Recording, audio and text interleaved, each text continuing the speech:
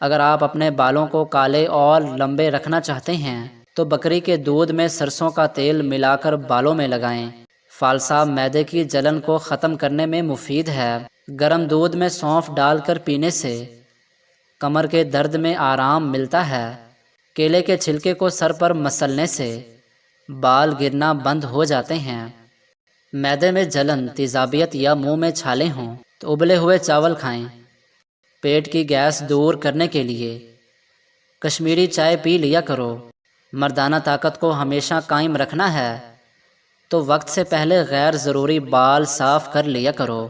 دہی اور کیلا ملا کر کھانے سے نظام ہاضمہ بہتر ہو جاتا ہے۔ صبح خالی پیٹ ایک سیب کھانے سے جسمانی کمزوری دور ہوتی ہے۔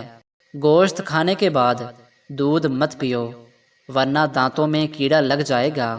سورج مکھی کے تیل کی پاؤں پر مالش کرنے سے قد بڑھنے لگتا ہے۔ دہی میں عرق گلاب اور ادرک ملا کر چہرے پر لگانے سے چہرے کی جھریاں غائب ہو جاتی ہیں۔ سبز چائے میں گڑ ڈال کر پینے سے چہرے پر جھریاں نہیں آئیں گی۔ موٹاپے سے جلدی جان چھڑوانی ہے تو لیموں کا رس پیا کرو۔ مکھن کھانے سے معدہ ٹھنڈا ہوتا ہے۔ سیب کھانے سے بلڈ کینسر نہیں ہوتا۔ پیٹ کی گیس کو ختم کرنا ہے تو سوکھا پودینہ کھا لو، پیٹ کی گیس ختم ہو جائے گی۔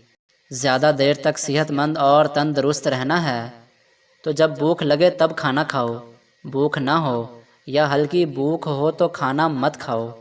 ٹھنڈا پانی زیادہ استعمال کرنے سے دل کی نالیاں کمزور ہو جاتی ہیں۔ جو لوگ سبزیاں کم اور گوشت زیادہ استعمال کرتے ہیں ان کی زندگی کم ہوتی ہے۔ اگر کسی کو زکام لگ جائے تو اس کا بہترین اور سستا علاج سفیدے کے پتوں کو توڑ کر ہاتھوں میں مسل کر اس کو سونگھ لو، زکام فوراً ختم ہو جائے گا۔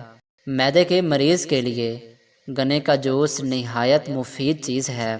حمل کے دوران زیادہ گرم چیزیں کھانے سے بچہ کمزور پیدا ہوتا ہے۔ خوشبو کے استعمال سے قوت بہہ کے اندر اضافہ ہوتا ہے اور یہ سنت بھی ہے۔ کچی سبزیاں کھانے سے انسان کا جسم خوبصورت اور فٹ رہتا ہے۔